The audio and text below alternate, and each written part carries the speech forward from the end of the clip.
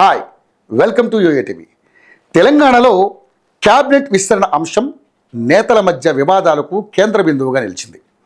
పార్టీలోని సీనియర్ నాయకులు మంత్రి పదవి కోసం విశ్వ ప్రయత్నాలు చేపట్టినప్పటికీ ఢిల్లీ అధిష్టానం ఆదేశాల మేరకు, జాతీయ నేతల తుది నిర్ణయం మేరకు ఇటీవల కొందరి పేర్లు బయటకు రావడం జరిగింది. అందులో సామాజిక వర్గాల సమతుల్యతని పాటిస్తూ పార్టీ అధిష్టానం ఒక నిర్ణయం తీసుకుంది. కానీ అనుకున్న సమయానికి రాష్ట్ర పార్టీ క్యాబినెట్ విస్తరణ చేపట్టలేకపోయింది. ఇది ఆసరాగా తీసుకున్న నాయకులు నేడు మంత్రి పదవులపై తమదైన రీతిలో పార్టీకి తమ మనసులో ఉన్న అభిప్రాయాల్ని బహిరంగంగా వ్యక్తపరిచారు.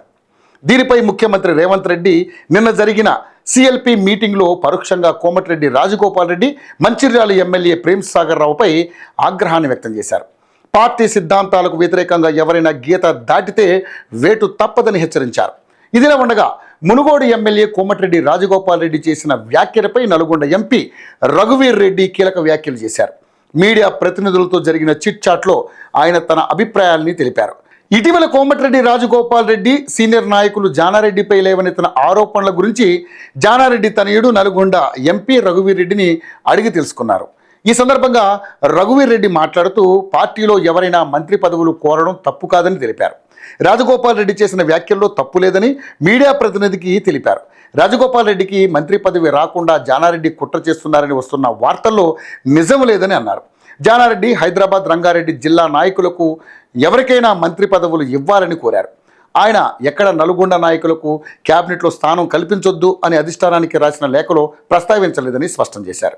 జానారెడ్డి గారు అధిష్టానానికి లేఖ రాసిన మాట వాస్తవమని, కానీ ఆ లేఖ సారాంశం అర్థం కాక దాన్ని తప్పుగా చూపిస్తున్నారని, రంగారెడ్డి, హైదరాబాద్ జిల్లాల్లో ఫలితాలు పార్టీకి అనుకూలంగా రాలేదన్నారు. పార్టీ కూడా ఆ జిల్లాల్లో వెనకబడి ఉందన్నారు.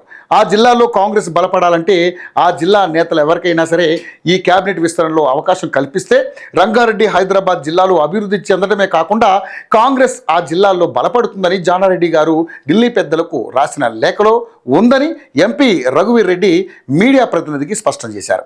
ఇక రాజగోపాల్ రెడ్డి జానారెడ్డిని ధృతరాష్ట్రునితో పోల్చిన అంశంపై కూడా ఎంపీ రఘువీర్ రెడ్డి క్లారిటీ ఇచ్చే ప్రయత్నం చేశారు. మహాభారతంలో ధృతరాష్ట్రుడు తన కొడుకుల కోసం ఆలోచించారని, అయితే జానారెడ్డి మనసు చేసుకుని నల్గొండ జిల్లా నాయకుల కోసం ఆలోచించారని మాత్రమే రాజగోపాల్ రెడ్డి అన్నట్లుగా రఘువీర్ రెడ్డి చెప్పుకొచ్చారు.